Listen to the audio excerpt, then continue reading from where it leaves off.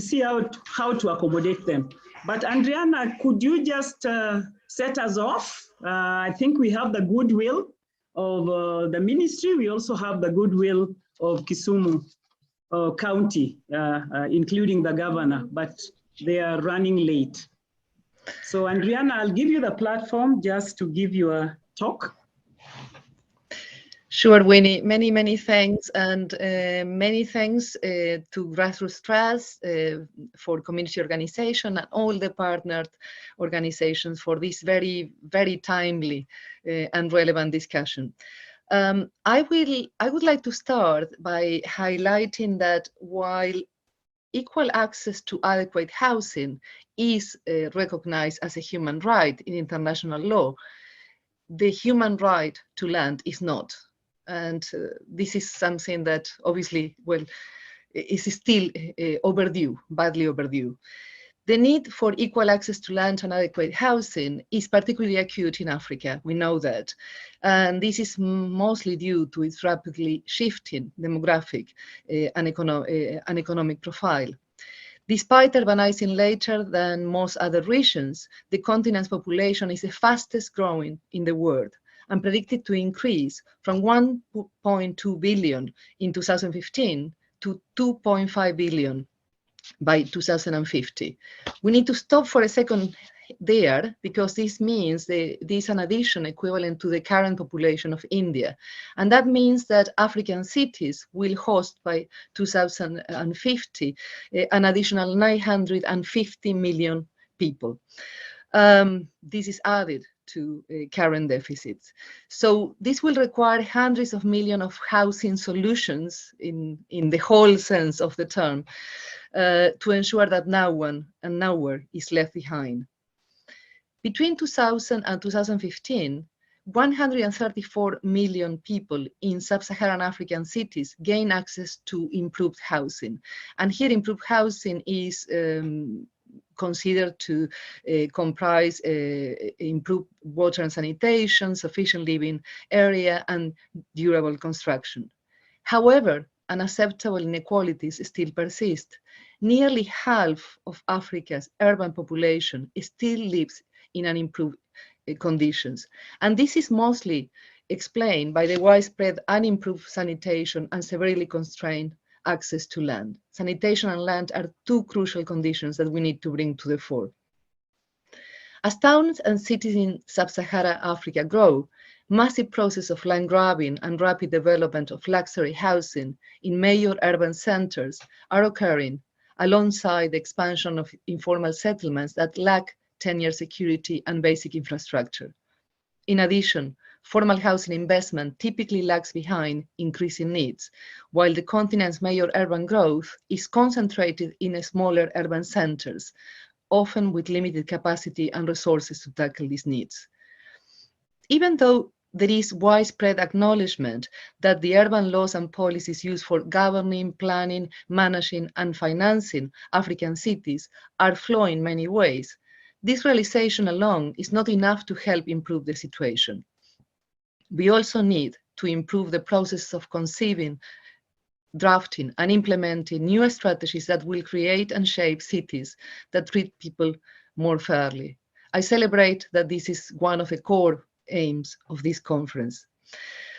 I want to highlight that although African cities and towns are highly diverse, they tend to share some characteristics. First, they are home to migrant workers who regularly move between urban and rural areas to seek economic opportunities in both places. They are surrounded by areas that are neither urban nor rural, where the population tend to settle. Large areas of the cities occupied by the urban poor are treated as illegal. As a result, they're under constant threat of being evicted and having their homes demolished, as we saw in the video. Urban areas tend to be segregated along income, gender, and often ethnic and religious lines. Women's equitable rights to land are often threatened across all these lines simultaneously, something really important to remember. Land markets and land use rights are tightly constrained, resulting in high land prices in well-located enclaves. Many of these characteristics have their roots in the laws of the continent's colonial past. Where these laws and policies are still in place, they continue to exclude poor women and men from the benefits of living in the city. Over the past 2 decades especially, African countries have been urged not only externally, but also internally by their own grassroots organizations, dwellers, and social movements to reform their urban policies, practices, and laws in order to shift from an extractive to a more equitable pathway of urban development and a more inclusive system of urban governance. However, few countries still have made significant changes to their urban governance and land management systems. In some cases, new laws have been written and finalized, but not actually approved. Where the new laws have been enacted, only a few have been fully implemented. This lack of productive change is partly due to the export of regulatory rules and practice from elsewhere, typically from major powers. The future of African cities must be one shaped by laws, policies, and strategies that address the lived experiences of their women and men, girls and boys. Civil society organizations, especially those with a wide base of supporters, can productively lobby and push for land reforms. For example, the Uganda Land Alliance, an alliance of 68 NGOs and individuals formed in 1995, successfully lobbied for new urban legislation that recognizes customary land tenure, the registration of women's interests on customary law, and the legal recognition of tenants on my law or communal land. Despite these victories, Ugandan authorities resisted change, which dampened the success of the reform. Moving forward requires recognition of a continuum of land rights. This marks a shift from the assumption that land ownership and land rights are linked by a straightforward and unambiguous relationship. Thinking about such continuums forces us to work with tenure rights that are documented as well as undocumented, formal as well as informal, for individuals as well as groups, including pastoralists and residents of informal settlements, whether labeled as legal or not legal.